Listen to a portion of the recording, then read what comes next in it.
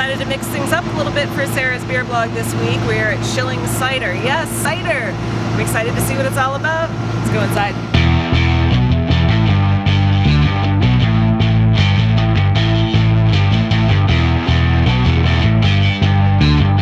I think this is a first. Where exactly would you describe how we're sitting? Well, we're sitting under the cone of a 200 barrel fermenter. It's a first. So there is, what is the calculation? I think 80,000 pounds above us. Oh, so do I need to move? No, we're good. This is actually bolted into 18 inches of concrete. Wow. So these are... These are gigantic, and you've got a lot of them. You're obviously making a lot of cider here. How many different types of cider are you making?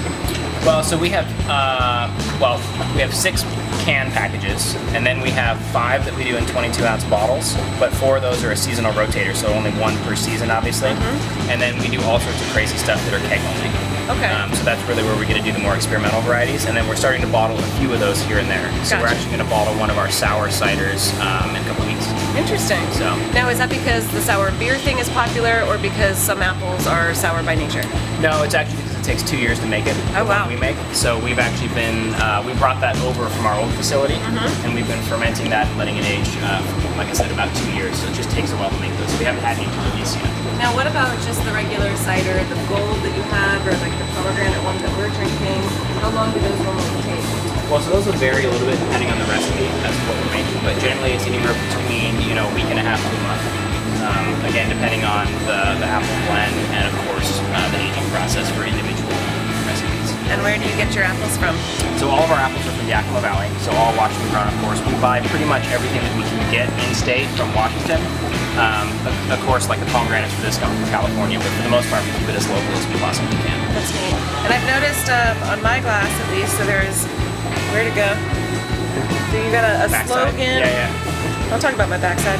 Oh, there it is. It's right up my drinking one. There you go. What does that one say? Your apple a day just got interesting. It did. I mean, I think everyone should have an apple a day, but you might as well drink it. So is that on every glass? Is it, you're trying to change your logo type of thing? You have something to say about all of your different types of cider? No, I mean, this kind of encompasses everything we do. So we really try to make very innovative, very interesting, very high quality, of course, ciders, but we focus on the creativity side of it.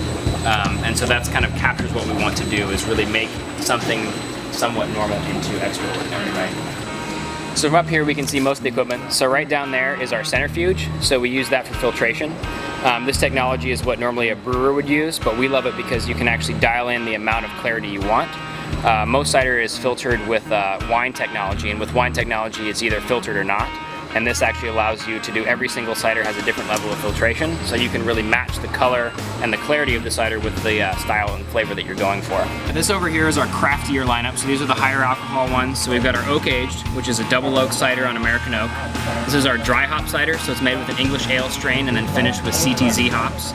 Our famous ginger, this one's our most awarded and probably most famous cider, but it's made with 1,000 pounds of ginger puree that actually goes right in the tank during fermentation. And then moving into our 16-ounce Cider Maker Select series, this is our dry, which is kind of it's a European pub style inspired cider. So it's bone dry. It's very refreshing. It doesn't have a lot of apple flavor, so it's kind of for a newer cider drinker. Sometimes it's a little intense, but a lot of people who are really into cider, this one is really great for them. This one is our grapefruit radler style. So this was made in collaboration with Soda Jerk Sodas out of Ballard. And then our gold is our flagship apple, which is kind of a semi-sweet apple. And then brand new for us is the Mischief Maker Pomegranate Cranberry. Now with craft beer being so huge right now, are you having a problem getting people to drink cider? No, I think it's actually helping us a lot. So most people that try craft cider are from the craft brew world, or at least drink some craft beer. But of course, we're also getting a lot of drinkers that are either non-drinkers or coming over from wine or other things like that. But cider is a great kind of alternative to beer if you want something a little bit lighter, or if you just want something that has a very different flavor profile. I mean, you see the colors in these that we've done. The flavors are obviously pretty wild and pretty different. So we get a lot of crossover between beer and cider drinkers. Sure. So this is one of our seasonal lineups. It's our Cider. And so this is David, the owner of Dragonfly Chai from Portland, Oregon, and he came up today to help us brew the cider in here. So he can talk a little about the spices we used. Right, so chai, this is a traditional chai in this bottle. This is a chai with rooibos, which is a caffeine-free variety, and basically chai is a lot of spices brewed with tea, and so the cider is the Schilling Cider is flavored with this wonderful spice blend, which includes cinnamon, cardamom, clove, black pepper, ginger, and a few others. Look at the color on that too. You can even see the spices still in there. Now, I've never been a cider drinker because the last time I had it years and years ago, it tasted like a sickly sweet thing that was in a juice box but with alcohol, and obviously that's not what's going on anymore. Is that still the perception, or do people know better now? I think in the Northwest they certainly know better, and the perception is changing across the country. But still, the majority of cider sold is that sticky sweet cider. We're trying to change that. So what we actually do on the cans is we show you the sugar level right on the side. So Brix is a measure of sugar. So 0 is no sugar, 100 would be 100% sugar. So this can is 1, for example. So very, very dry. Whereas your commercial ciders, the ones that you're probably talking to, are usually between 7, 9, 10% sugar. So like you said, it's a sugar bomb. Whereas most of our ciders are well below that. So this is a fortified cider we did in collaboration with Mischief Distilling that we've been aging. It comes in at about 21% alcohol. Ooh. It's been in an Oregon Pinot Noir barrel for a year. Wow. And it's actually made in a kind of a Calvados style, so we actually add fresh juice to the distillate before we put it in the barrels. Wow. So maybe So someday let's drink we'll do that some- first. Let's drink this cheers. first. Yeah. Cheers. Cheers, Paul.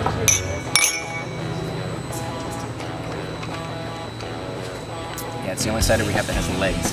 Or green. Look at that. Woo!